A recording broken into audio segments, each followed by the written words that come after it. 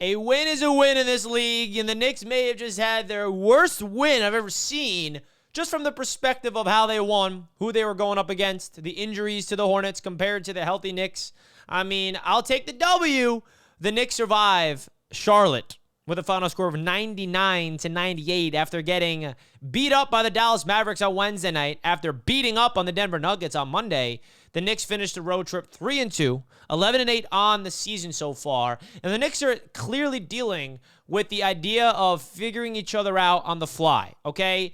The good news is the Knicks are not losing and digging themselves in a hole when they're figuring each other out, figuring out their identity more specifically on the defensive end, even though their offense has kind of is trending in the wrong direction these past two games in particular. But at the end of the day, the Knicks are still figuring each other out. And, you know, the new acquire like Mikal Bridges struggling, Karl Anthony Towns not struggling. Those are the two big Knicks that came here in the offseason that are trying to figure themselves out as the Knicks, right? Cat, he's lighting it up. Bridges, not so much. A very ugly game from him. That turnover to end the half was ridiculous. You know, does not look like he is providing any positives, even though I believe he leads the NBA minutes or close to it. So let's get straight into business. Big shout out to BetUS for sponsoring Knicks Media all season long. You guys know BetUS by now. Make sure you guys check out their awesome 150% bonus on your first deposit. When you sign up with promo code YouTube150, you get 125% on your next two. That's all the way up to $2,000, all right, with a 10% gambler's insurance policy.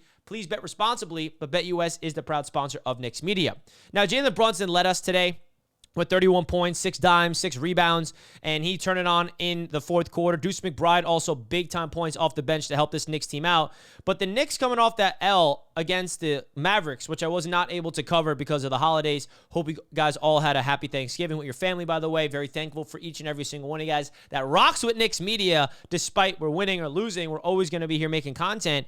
But the Knicks got a little humbled, right? We had the best win of the season Monday against Denver. Right? We looked phenomenal.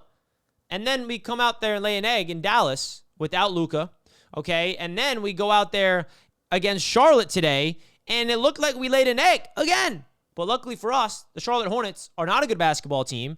They do not have a LaMelo Ball, who's the only positive to that squad. And we were able to escape with a narrow 1-point victory. I will take it any way we can get it, okay? Absolutely. But if you look at what some issues are, you know, OG Anunoby has came down to earth in terms of offense. He is struggling on offense all of a sudden. After his 40-point game, it's like he let go of all of his magic the last two games. Now, I think that's a big reason why the Knicks are all of a sudden struggling offensively. They rely on OG to kind of pick up as that third option next to Brunson and Cat, because we know Bridges has not leveled up at all, right? Bridges 3 of 10 today. Anunoby 3 of 11 today. So the two wings are struggling offensively, but at least OG feels like he's having the way better season. That's not even a debate. Josh Hart, very consistent, double-double today, 13 and 12 and 5, 6 of 12 from the field. Cat gives you a double-double. But this is not really about the stats today. It's more about how this Knicks team struggled against the squad, right? It was a low-scoring game from both squads. The Knicks were pretty good, I would say, defensively, you know, holding them to 98 points.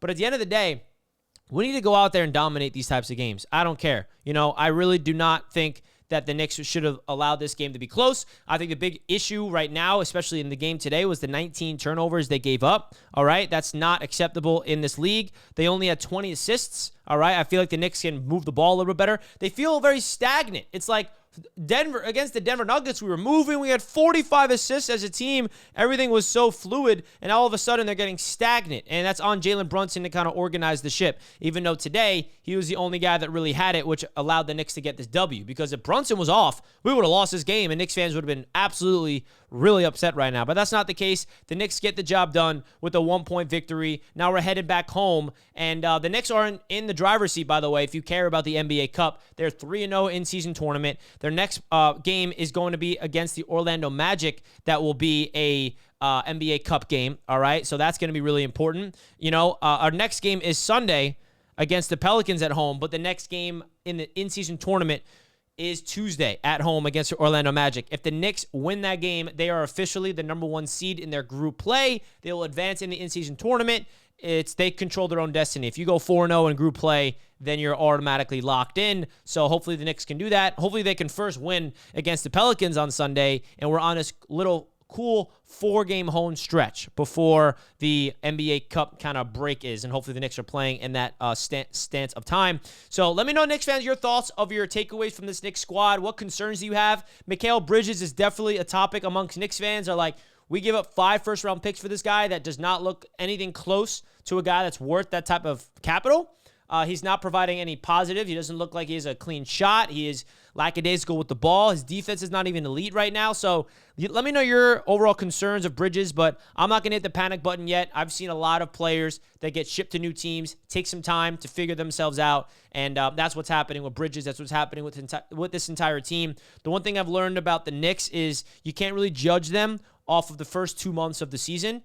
It's time to start judging them when the new year happens. That's when they usually kick things into gear. If Bridges is still playing this way by January, February, that's when I'm going to say I'm definitely concerned, but I'm not concerned right now. I think the Knicks are just getting started. They're winning games even when they're figuring each other out. So when they do figure each other out, that's when we're going to go on a run and we see the full potential rise to the top. So again, chat, let me know your thoughts in the comments. Hit the like button. Much love to Knicks fans. Let's go, Knicks. Hope you guys had a happy Thanksgiving. Shout out to BetUS for sponsoring the show. See you guys next time and enjoy your weekend. Peace out.